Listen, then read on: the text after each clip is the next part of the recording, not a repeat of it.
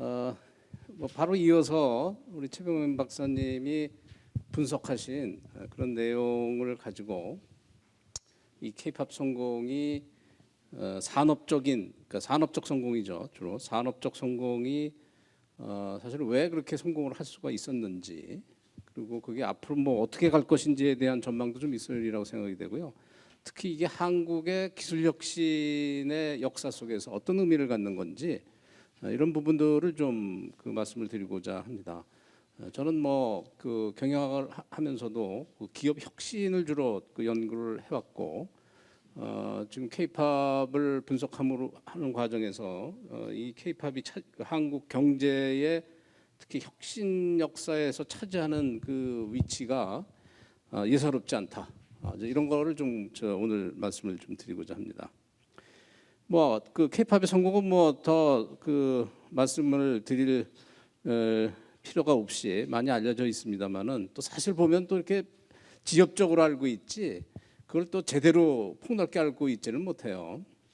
뭐 그 가장 상징적인 게 이제 뭐 2018년서부터 빌보드 200, 그다음에 이제 뭐 핫 100 이런 그 대표적 차트에 그 1등하는 그룹들이 뭐 사실 BTS뿐만 아니라 그 슈퍼엠까지 해서 이 그룹들이 나오고 있고, 특히 최근에 블랙핑크가 여성 그룹으로서는 아주 엄청난 기록을 세우고 있고, 또 엊그제 신문 보니 로제라고 하는 그 멤버가 싸이의 그 조회수를 능가하는, 그래서 기네스북을 또 돌파하는 뭐 이런 새로운 기록들을 세우고 있고요.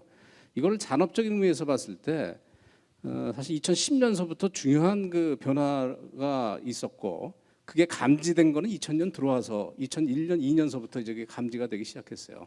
그래서 사실 여기 한국문화산업포럼이 그 주최를 하고 있는 한국문화산업포럼이 2001, 2년, 2년에 세워졌는데, 그걸 감지해서 뭔가 좀 우리 그때는 문화산업이죠. 문화산업 콘텐츠에 무슨 역할을 해보자고 제가 시작이 된 것인데, 그 20년, 25년 뭐 이렇게 흘러가는 가운데서 이런 큰 성공이 이루어졌고, 특히 2020년 그 현 시점에서 봤을 때 문화예술 저작권의 무역 수지가 사상 첫 흑자가 났다는 거는 그 액수를 떠나서 우리한테 주는 의미가 이 크리에이티브 네이션이 됐다는 얘기거든요. 그러니까 우리나라가 전 세계의 크리에이티브 네이션으로서 평가를 잘하면은 C4, C7 최소한 이런 정도로 들어올 정도의 위치의 그 대중 예술이 같다고 하는 평가를 할 수가 있습니다.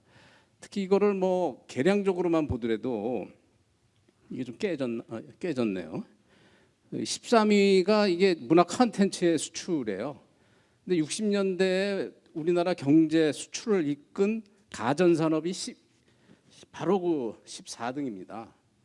그러니까 가전을 능가하는 이제 수출 규모가 문화 콘텐츠가 됐고, 물론 그 콘텐츠 중에 음악이 6.8%로 돼 있습니다만은 지금 음악이 한 8% 정도 차지할 거예요. 근데 이 8%가 그 질적인 평가죠. 소비재 유발 효과, 생산 유발 효과 이런 걸 계산을 하면은 다른 콘텐츠의 7배가 더 커요.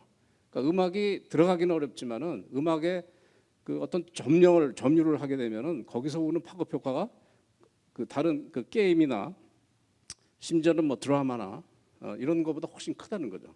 그러니까 객관적인 수치는 7배입니다. 이렇게 봤을 때 거의 음악의 질적, 양적 수준을 평가하면은 지금 거의 절반을 차지하는 게임에 거의 육박하는 효과를 보이고 있다. 이렇게 평가를 할 수가 있죠. 그 이유는 왜 K-팝이 성공하냐는 이유는 산업적인 관점에서 봤을 때는 이노베이션이기 때문에 그런 것이죠. 이노베이션은 이미 그 슈페터가 이 5가지 중에 하나만 속해도 이게 혁신이다라고 이제 우리가 얘기를 하죠. 그러니까 새로운 없는 제품을 만드는 거.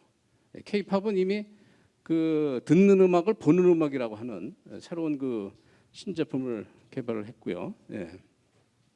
그다음에 이제 생산 방법이죠. 이 프로세스를 그 새로운 방법으로 하는 게 또 혁신인데, 소위 이제 아이돌 프로듀싱 시스템, 이걸 이제 그 SM에서는 컬처 테크놀로지라는 개념으로 벌써 15년 전서부터 이 컨셉을 제시를 해왔습니다. 그다음에 이제 신시장 개척이죠. 없는 시장 개척하는 거.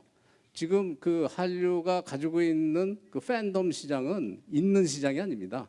전 세계의 매니아 시장들을 다 모은 그런 그 물론 이제 거기에 이제 SNS 정보통신이 중요한 그 영향을 미쳤죠. 그런 그 해외 틈새 그 시장이라고 하는 새로운 시장을 그 만들어낸 것이죠. 그래서 그 슈페터의 정의에 입각한 혁신의 요소에 무려 3가지에 해당이 되는 그런 혁신을 했고, 그 혁신의 그 핵심 내용은 바로 문화 상품인 아이돌이라고 하는 제품을 만들어냈고, 이 아이돌이 25년 동안에 제가 분석을 해보니 정확하게 8년 단위로 그 3세대로 이어지더라고요. 우리 이규탁 교수님이 이거는 저기 검증을 해주셔야 됩니다. 음악의 전문가는 우리 이규탁 교수님이 더 전문이시니까. 그래서 갈수록 이제 개수도 늘어났지만은 H.O.T서부터 시작한 아이돌의 첫 번째 생산 제품이죠. 에서부터 지금 그 NCT나 블랙핑크나 최근에 이제 뭐 에스파 같은 그룹이나 이런 그룹들이 한 일들이 일본 시장 개척서부터 아시아 시장, 그다음에 빌보드 1위라는 세계적 브랜드까지 이 단계별 혁신의 그 성과를 만들어냈죠. 근데 이게 어떻게 만들어졌느냐? 이걸 설명을 해낼 수가 있는데, 이게 기존의 그 경영 이론이나 경제 이론에서 얘기한 모델링 가지고는 이게 설명이 안 됩니다. 결국은 설명이 되는 게 슈페터 이론인데, 결국은 혁신은 혁신가가 사람이 하는 일이죠. 그럼 혁신가가 어떤 환경에서 어떤 전략을 펴서 지속적으로 25년간을 그런 혁신들을 계속할 수 있었느냐, 이걸 설명을 해내야 됩니다. 그래서 저는 이거를 그 역사적 분석에 의해서 그 M 모멘텀이죠. 혁신의 모멘텀은 이노베이터죠. 이노베이터가 그 환경의 위기와 기회를 만나서 거기에 적합한 전략을 만들어냄으로 해서 좀 지속적인 혁신을 이뤄냈다고 하는 이 모델로밖에 설명이 안 되겠더라고요. 그래서 이 혁신가 이론이죠, 어떻게 보면은. 그래서 이제 이수만 회장을 비롯한 4인의 혁신가가 아까 얘기한 25년 동안의 그 대표적인 혁신을 꼽으면 20개가 정도가 돼요. 이 20개 중에 절반을 SM에서 만들었고, 가장 큰 성공을 그 하이프죠, 빅히트가 만들었고, 나머지 JYP, YG가 2개씩을 만들어냈더라고요, 개수적으로는. 근데 이 사람들이 만들어내는 거는 음반 시장의 급속한 쇠퇴 위기와 또 그 당시에는 피부로 못 느꼈던 그 세계 시장의 그 글로벌 음악 시장의 성장, 중산층의 그 증가로 인한 그 소셜 미디어 발달이라는 기회를 살려서 이들이 한 그 혁신 전략은 그 아이돌 프로듀싱 시스템을 만들고 그들의 수익원을 다변화시키고, 그래서 그 올해 그 수익이 만들어질 수 있는 한 팀이 오래 갈 수 있는 라이프 사이클을 길게 갈 수 있는 그런 그 전략을 피고, 또 해외 틈새 시장을 글로벌 그다음에 로컬 병행해서 해왔던 이런 전략을 펴왔던 것이죠. 이게 오늘 그 2021년서부터 앞으로 10년간 이게 똑같은 전략이 똑같은 혁신가에 의해서 이루어질 것인가? 이 평가보다는요, 지금 현재 이 MIS 모델이 어떤 식의 변화를 하고 있는지 이제 이걸 또 봐야지 된다고 생각이 됩니다. 그래서 보면은 지금 현재 이노베이터를 보면은 기성 혁신가들이 지금 업그레이드를 하고 있죠. 그다음에 신세대 혁신가들이 또 계속 등장을 하고 있습니다. 그다음에 이제 그 내용은 또 우리 이규탁 교수님 좀 더 잘 아시겠습니다. 네. 근데 이 지금 현재 우리가 처해 있는 인바이러먼트 보면은 그 세계로 뻗어간 만큼 문화 충돌이 더 커지고 있고, 정치적 외교적 이슈 생기죠.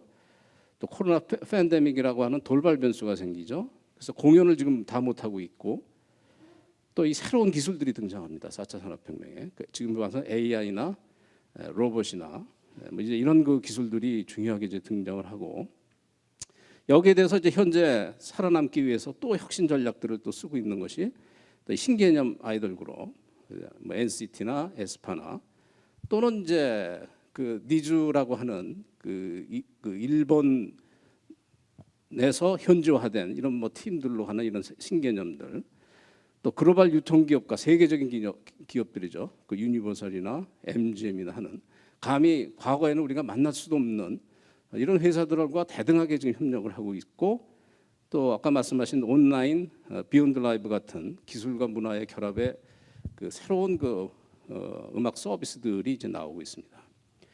근데 이런 K-팝의 성공이 갖는 의미는, 사실은 K-팝이라는 거는 아까 최봉영 박사님도 정의를 하셨지만은 지금은 상당히 좀 협의로 분석을 하기 위해서 협의로 정의할 필요가 있습니다. 그러니까 해외로 나간 한국의 대중음악이죠. 그게 왜 중요하냐면은, 이게 아무리 국내 시장이 커도 이 수출로 인한 파급 효과가 없으면은 그냥 수익 창출의 그 효과는 일에 그치는데, 만약에 이게 수출을 하게 되면은, 이게 수출입 은행의 통계 분석에 의하면은 이 컨텐츠의 소비재 수출 유발 효과가 17.7배입니다. 사실은 17배가 커지는 거죠. 그다음에 이제 일본이 우리보다 7배 크고, 중국이 한 2배, 동남아 1배. 거기다가 이제 아시아뿐만 아니라 미국이 전체 아시아의 한 2배. 이렇게 되면은 30배에다가 수출 유발 효과까지 치면은 500배를 상대로 하는 그런 산업이 돼 버리는 거죠. 하나에 그치는 게 아니라, 저희가 트로트만 부르면은 1인데 이거를 세계로 가져가는 음악을 만들어 놓으면 500배. 이게 너무 좀 큰 거 같고 이게 뻥이 심한 거 같으면은 100배라도 좋습니다. 공이 2개 붙는 그런 시장을 상대로 하는 수출 산업이 돼 버리는 것이죠. 근데 이게 개인으로 돌아서서 이 일례 시장에 있는 아티스트죠 하고 100배 크기 큰 아티스트는 똑같은 실력이 있어도 이거는 사람과 신의 차이입니다. 500배 시장 안에 있는 세계적인 아티스트는 신격화가 되는 거죠. 그만큼 시장이 크기 때문에 그렇습니다. 그래서 이런 모든 예술과 산업의 논리가 이 시장의 크기에 따라 달라지는데 K-팝은 바로 이 시장의 규모 큰 물에서 놀았다는 얘기죠. 그런 의미를 주면서, 특히 큰 물에서 논 세계 1등의 큰 물에서 논 우리 제조 부분에서의 혁신 성공 사례, 대표적인 게 이제 반도체죠. 메모리 반도체를 보면은 상당한 공통점을 갖습니다. 세 가지만 얘기하면은, 이게 물질 특허 같은 아주 없는 새로운 물질을 개발한 게 아니라 생산 공정을 혁신을 해서 성공한 것이 반도체죠. K-팝 역시 새로운 음악이라고 그러지만은 도레미파솔라시도 안에서 움직이는 것이지, 다만 이제 그거를 아티스트 아이돌을 통해서 이 생산 공정을 계속 그런 유능한 아이돌을 만들어낼 수 있는 공정을 혁신한 것이죠. 그다음에 이 전 과정이 좋은 품질을 유지하고 불확실성을 줄이기 위해서 한 기업 안에서 다 수직적 통합에 의해서 우리 음악 같은 경우 이제 토탈 매니지먼트 시스템이라고 그러죠. 모든 걸 한 기업 안에서 운영을 하는 그런 전략. 그다음에 세 번째는 이제 비즈니스 모델을 재정의하는 것이죠. 이게 음원을 노래 한 곡 한 곡을 파는 게 아니라 아이돌 자체를 사업화하는 그런 새로운 모델을 제시를 한 것이죠.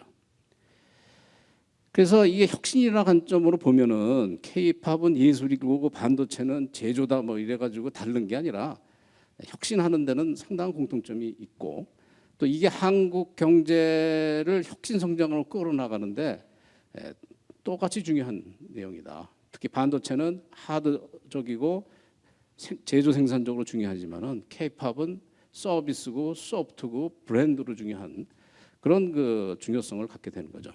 그래서 나머지 시간에 이 혁신 역사 속에서 이 반도체와 K-팝이 갖는 위상이 규모로 보면은 비교도 안 되죠. 수출 산업 우리나라 전체 경제의 20% 이상을 차지하는 반도체와 음악 산업은 보통 0.1% 정도밖에 차지를 못합니다. 양쪽으로 보면은 세계적으로 다 그래. 미국도 그렇고 우리나라도 그렇고. 근데 그런 질이 중요한 음악 산업하고의 비교를 이 혁신 역사를 통해서 하면은, 일단은 지금 우리나라가 현재 90년대 중반 이후로 2세대 혁신에 들어가 있습니다. 그래서 남의 것을 모방하는 창의적 모방 단계에서 우리가 90년 이후 특히 그 신경영이죠. 신경영으로 대비되는 그런 그 퍼스트 무버 운동을 통해서 2세대 혁신을 하는데 그 반도체가 대표적인 성공을 이뤄냈습니다. 그래서 이제 평가를 받는 게 한때 잿더미에서 어떠한 산업 기반도 없이 시작했던 나라를 첨단 공업국으로 바꿔놓은 대표 제품이 반도체다라는 이런 평가를 하고 있죠. 근데 비슷한 시기에 저희가 그 인지를 못하고 있는 상황에서 어느 날 갑자기 세계적인 상품이 된 K-팝도 보면은 그 유사한 평가를 할 수 있어요. 그러니까 국가 브랜드를 이렇게 드높인 거는 이제 그 정부 수립 이래 또는 이제 단군 건국 이래, 단군 이래로 처음이다. 미국과 일본의 문화 상품과 그들의 저력을 부러워했던 나라를 문화 강국으로 바꿔놓은 대표 상품이 K-팝이다라고 우리는 평가를 할 수 있는 것이죠.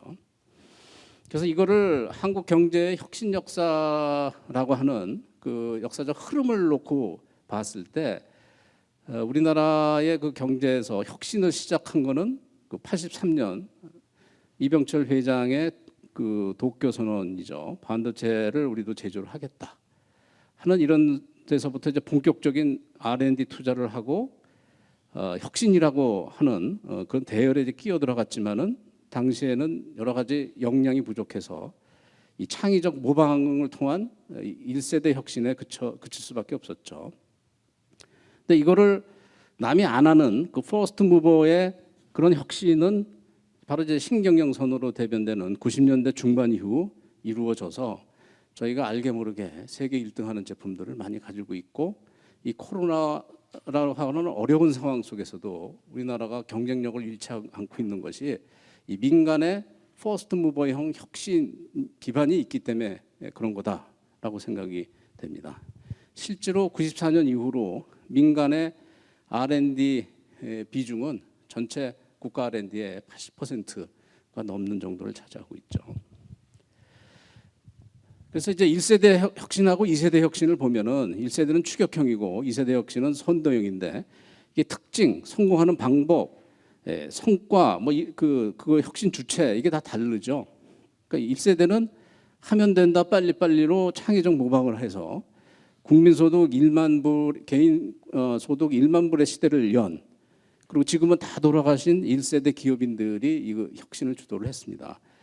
오늘 제가 말씀드리고자 하는 K-팝은 2세대 선도형 혁신에 속하고 이 혁신의 특징은 모방이 아니라 새로운 신지식을 만들어내는 창조하는 거고 그 창조하는 방법은 빨리빨리 하는 이런 것보다는 자기가 하고 싶은 패러노이드죠. 꿈에 집착해서 될 때까지 하는 그런 식의 이제 성공 방식을 추구하면서 그 1인당 개인 소득 3만 불 시대를 열고 있고 그 혁신의 주체가가 삼성 반도체의 그 이건희 회장이나 또 IT의 대표 선수인 이혜진, 김정주, 김택진 이런 분들도 있지만은 K-팝의 주역인 아까 얘기한 이수만 회장을 비롯한 이 프로듀서들이 혁신 대열에 동참을 하고 있다.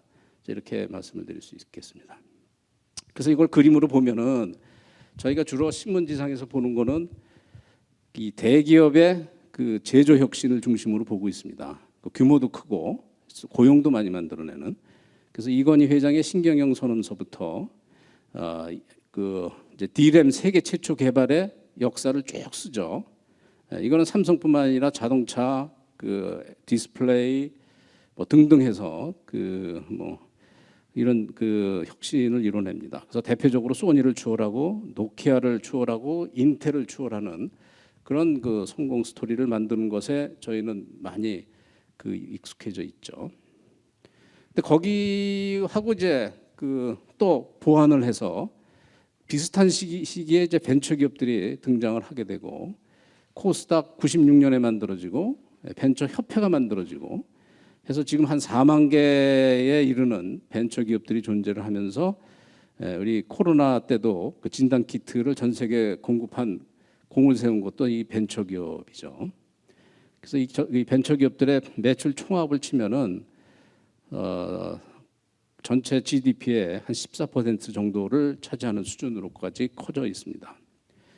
근데 이제 제가 강조하고 싶은 거는 여기 말고 또 여기에 더해서 그 또 다른 혁신 주체가 이 소프트 부분에 등장을 했다. 그건 이제 K-팝 혁신 기업들이죠. 여기도 이제 명확한 이제 역사적 궤적이 있죠. 그래서 이들이 해낸 5대 혁신 성과라고 하면은 아이돌 프로듀싱 시스템을 만들고 없던 일본 시장을 개척을 했고 디지털 기반의 전 세계 협력 네트워크를 구성하고 월드스타를 만들어내고 빌보드 브랜드를 만들어내고 이 스토리가 95년 또 96년 H.O.T 데뷔 이후로 지금까지 이어져 오고 있다 이렇게 말씀을 드릴 수 있겠습니다. 그래서 우리가 90년대와 지금 현재 2000년대 이어지는 그 상황을 보면은 이 한국 경제의 혁신이라고 그러면은 지금 말씀드린 세 가지 주체를 복합적으로 봤을 때 우리나라의 그 혁신 움직임을 혁신의 흐름을 제대로 볼 수 있다. 그러니까 이 안에는 제조 대기업들의 그 혁신 성공이 있고 IT 기업들의 성공이 있고 K-팝 같은 문화 콘텐츠 기업들의 약진이 같이 있는 것으로 봐야 우리나라 혁신의 잠재력을 제대로 평가할 수 있는 것이죠. 그래서 코로나 이후에 한국 경제의 혁신 성장, 이건 뭐 우리 모든 경제인의 중요한 주제인데, 그래서 우리 국민도 혁신을 해야 되고 기업도 혁신을 해야 되고 또 사회도 혁신을 해야 되고. 근데 여기에 우리가 지금까지 봐왔고 의지하고 있는 거는 제조 혁신만을 보고 있는데, 그리고 제조 혁신의 주체인 그 대기업, 제조기업, 그러니까 제조 대기업, 거기다가 이제 IT 벤처, 여기에 이제 새로운 혁신의 주역으로서 소프트 혁신을 이끌고 있는 문화 콘텐츠, K-팝을 비롯한 이런 그 혁신 성과가 우리나라를 지금 조용한 문화 초강대국이라고 하는 이런 평가를 받게 하고 있습니다. 그래서 이 두 개가 융합이 될 때 우리나라는 그 미래 혁신에 상당한 잠재력을 발휘할 수 있지 않을까 이렇게 생각을 합니다. 근데 여기에 이제 그 국가 정책도 중요하고 제도도 중요하죠. 그렇지만은 저희가 이 대목에서 가지고 있는 저희 선입관은 혁신이나 미래는 꼭 정부나 국가가 끌고 가는 걸로 착각을 하는 것 같습니다. 그 얘기는 아까 그 혁신의 역사에서 보듯이 60년대에서부터 80년대까지 개발 경제 시대의 그 성공이죠. 그 성공의 흐름에 스테레오타이핑이 있는 거죠. 선입관이 계속 지배를 해서 정부가 움직여줘야 뭐가 되는 것 같이 생각을 하는데, 사실 우리가 혁신의 역사를 잘 살펴보면은 90년대 중반 이후로 우리나라 혁신은 정부도 역할을 했지만은 민간이 주도해 왔다. 그 민간이 국제 경쟁력을 알게 모르게 축적을 해온 것이죠. 그거를 제대로 평가하고 제대로 활용을 해야 미래에 저희도 희망이 있다고 생각이 되고요. 그 K-팝 산업의 예를 보면은 이 제도와 문화도 중요하다는 얘기죠. 그리고 운도 중요하다는 얘기죠. 그래서 그 K-팝의 성공은 제도와 문화 때문에 성공했다라고 얘기를 못하죠. 이건 혁신가들이 만들어냈고, 하지만 혁신가들이 의지할 수 있는 제도와 문화가 있었고, 또 다른 나라가 제대로 못한 운도 따랐다는 얘기죠. 미국 같은 경우는 80년대 이후 이 토탈 매니지먼트 시스템이라고 하는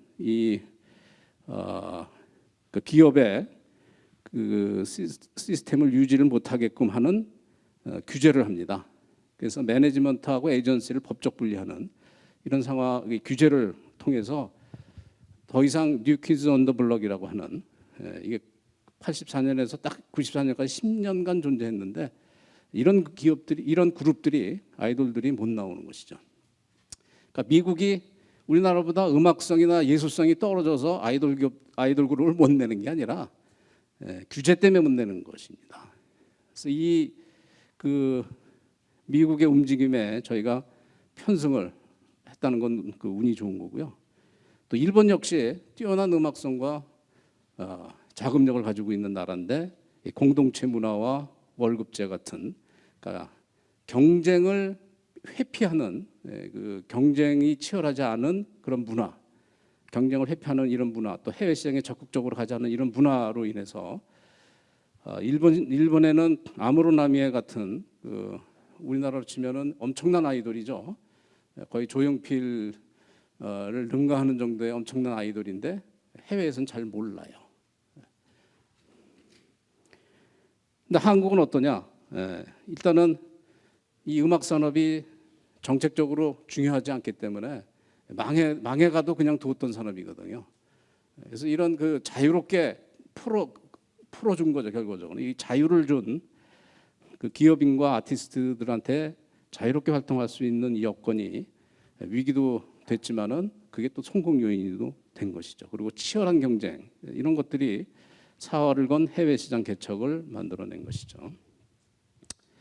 그래서 이 결론적으로 이 K-팝의 혁신의 힘은 4차 산업혁명의 여러 가지 새로운 기술적 변화와 함께 우리나라 혁신 성장에 중요한 역할을 할 것이다.